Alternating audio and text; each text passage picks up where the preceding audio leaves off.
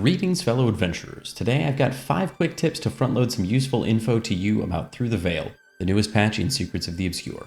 We're talking meta, mastery, and convergences here today, with a small bonus tip at the end of the video as well. Stick around to the end, as tip number 3 is really going to help you if you've been struggling to run flames in the new meta event. Let's get started with tip number 1 for Through the Veil, the Inner Nayos meta event. Unlike most others in Guild Wars 2, it is not time-gated. It is almost entirely progression-gated, with some cooldown in between. Doing events in Inner Nayos will contribute towards filling the bar, and once it's filled, you can begin beacon lighting shenanigans. No more watching the wiki event timers for this one. Tip number 2 is a short and sweet one, but it should help some of you. I missed it for the first several hours of the new patch, and that is this little button down here. That's right, you can finally turn off leyline gliding on your sky scales now. No more accidentally getting sucked up over and over. Just press F1 by default or click on this, and it will turn leyline flying on and off. You can tell the status by this purple debuff on your boons and conditions section here. About time. Moving on to tip number 3, the last meta tip for today's video. Let's talk about running flames.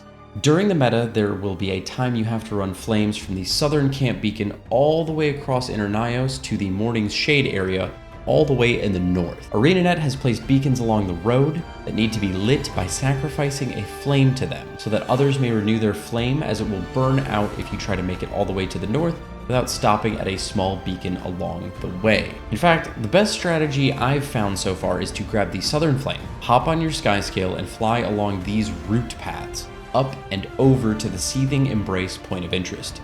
There's a beacon here at this halfway point that you can use to renew your flame as long as someone has lit it. Otherwise, you can light it yourself to help your friends. With reasonable ease, you can make it here, renew your flame, and then continue north with a good amount of time left to spare on the flame's lifespan.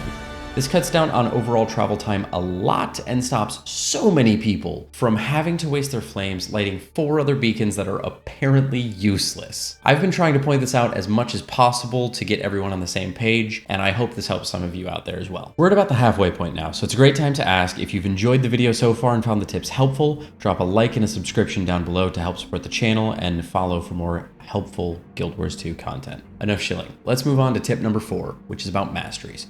Sieging Fireball is the only mastery released with this patch that is not directly related to Convergences. So if you don't enjoy Convergences, I would recommend just grabbing that and then using your points somewhere else. Though if you haven't tried Convergences, I highly recommend doing so. They've got decent rewards and I've found them pretty fun so far. Which brings me to tip number 5, which is where to find Convergences.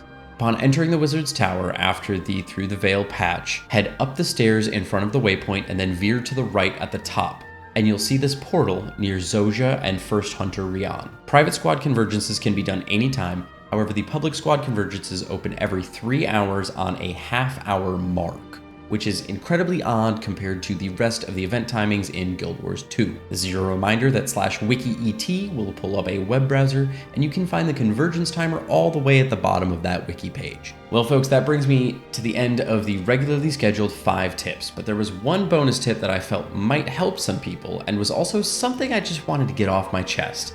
And that is that there's no portal to Inner Nayos. That's right, if you want to go to Inner Nayos, you have to do the story chapter on a character and unlock that waypoint, or use a teleport to friend to somebody in that area if you've got them. I just finally recently got better about not wasting my money waypointing all over the place too often, and then they introduced a place that I can't get to for free in the very next patch. Go figure. Anyway, if you made it this far, I appreciate you and invite you to leave a comment down below to help out our community if you have any other tips on tackling any Through the Veil or even Secrets of the Obscure related content. If you haven't already, don't forget to like and subscribe for more helpful content like this, as well as challenge runs and achievement hunts. And until next time, let fortune favor the bold, my adventuring friends.